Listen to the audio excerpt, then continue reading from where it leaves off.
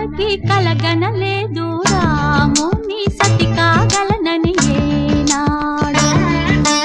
రాముడు అనుకోలేదు జానకి పతి కాగలనని ఆనాడు. ఆనాడు ఎవరు అనుకోనిది ఈనాడు మనకు నిజమైనది. ఆ రామాయణం మన జీవన పారాయణం. రాముడు అనుకోలేదు జానకి పతి కాగలనని ఆనాడు.